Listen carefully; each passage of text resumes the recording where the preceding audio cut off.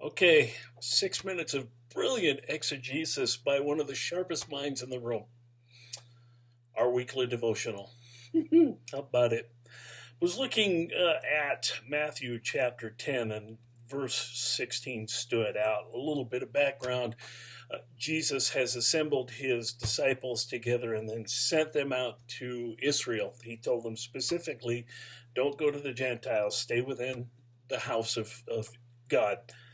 And gave them authority over demons, power to raise folks from the dead, all kinds of things. Gave them instruction on what they were to do and how they were going about to do it. And he gives this as almost, I can imagine, almost like a little bit of a footnote. But I think it's important information for certainly it was for them, but it is certainly important information for us. And in Matthew chapter 10, verse 16, he says this. He says, "Behold, I am sending you out as sheep in the midst of wolves. So be wise as serpents and innocent as doves." And so we have that dichotomy that we have to maintain. First of all, Jesus knows the operating environment in which he sent us. He he knew that, some people are going to accept what we have to say. Some people will accept it and do nothing with it.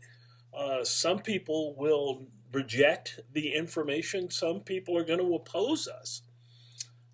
And that isn't supposed to deter us from the thing that God has called us to do. Their reaction. Remember, he said in this passage that if they do reject our message, his message ultimately, our response is really just to sort of shake the dust off of our clothing and walk away. It's their problem if someone does not accept the message that we have. Because again, we have to remember, it's not our message.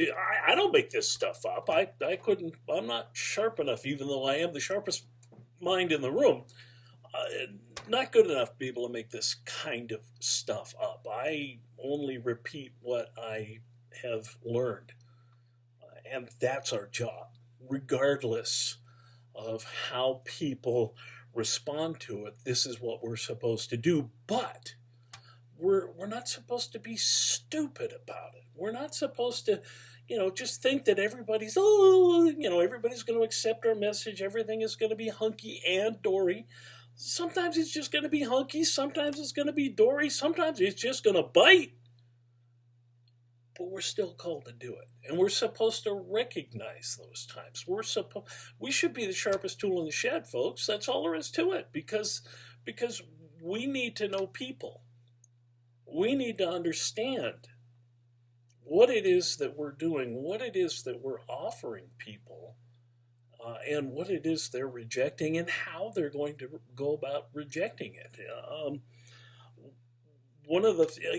That idea is that Jesus says that if they reject your message, you just shake the dust off of your clothing and walk away. Never once do you see Jesus following after somebody and go, come on, you really got to I'm telling you important stuff. You really got to, you got to get with me on this.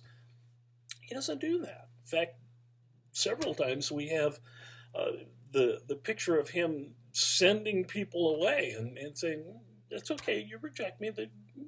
I don't really think that's his heart attitude. Because again, First or Second Peter makes it abundantly clear that God wants everyone to be in heaven. He wants to completely depopulate hell. It isn't going to happen. He knows that. We need to know that. We need to understand the environment in which we're operating. We need to understand the people that we're talking to. And that really is why I push relational evangelism. Don't bother knocking on doors and talking to people about Jesus, because that has extremely minimal success to it. It has some. You want to go ahead and do that? If that's what you feel God has called you to do, then you go ahead and do it. But I'm telling you what, I ain't doing it. Instead, I'm going to talk to people that I have influence with, people I understand, people who marginally perhaps respect me, who think that I perhaps know something. People that I'm going to have a little bit more level of success with. Trust me, I haven't had a ton of success in talking to people about Jesus, but that's our operating environment. That is what we're supposed to do. And we're supposed to be the sharpest tool in the shed and understand people and talk to them so that they can understand this super, super important message.